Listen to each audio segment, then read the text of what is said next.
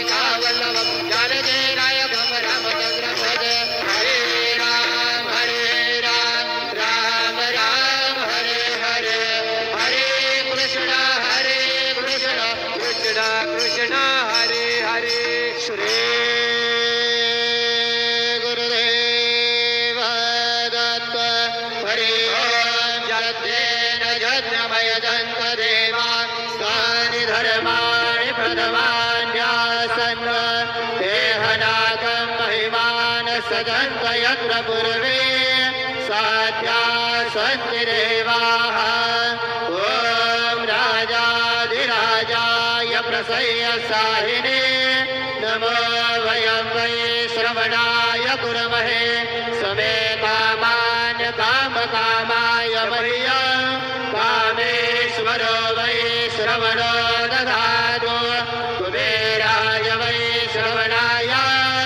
महाराजाय नमः ॐ स्वस्ति साम्राज्यं भोज्यं स्वराज्यं वैराज्यं पारमेश्वराज्यं महाराज्यमाधिपत्यमयं समन्तपर्यात्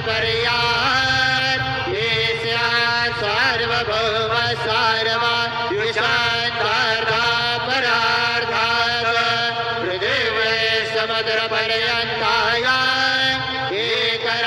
एकराणिदाभ्येष श्लोको विगीतो मरुतः परमेष्टार मरुतस्यावसङ्ग्रहे आवीक्षितस्य कामपरेर्विश्वे देवा सभासरैति श्रीनारायण वासुदेवाय सच्चिदानन्द सद्गुरु साईनाथ महाराज की जय। अनंत तुलाते कसेरे स्तवावे अनंत तुलाते कसेरे नमावे अनंत मुखाचा शेष गाता नमस्कार साष्टांग श्री साईनाथा स्मरावे मने त्वत्पदानित्य भावे पुरावे करे भक्तिसाठी स्वभावे करावे जगातार देवाय दाता नमस्कार साष्टांग श्री साईनाथा वसेतो सदा दावया संत लीला दिसे अन्य लोकान् परिचोदनाला परिअंतरे ज्ञान कैवल्य दाता नमस्कार साष्टांग श्री साईनाथा कराला जन्म महामानवाचा नरासार्धका साधने भूत साचा करो साई प्रेमा कराया अहंता नमस्कार साष्टांग श्री साईनाथा करावे करे सान अल्पज्ञ बाला करावे अमादन्य चुंबो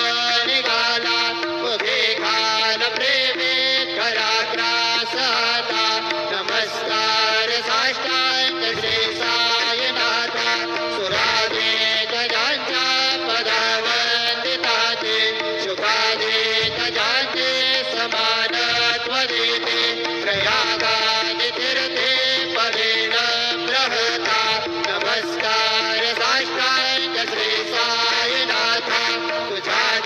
पदा पाहता गोपबाणे सदा रंगलेचे स्वरूपे मिळाले करे रास क्रीडा सवे कृष्णनाथा नमस्कार साष्टांग श्री साईनाथा तुला मागतो मागणे एक द्यावे करा जोडी दोन्ही नादियंत भावे भवी मोहनी राज हातारे आता नमस्कार साष्टांग श्री साईनाथा।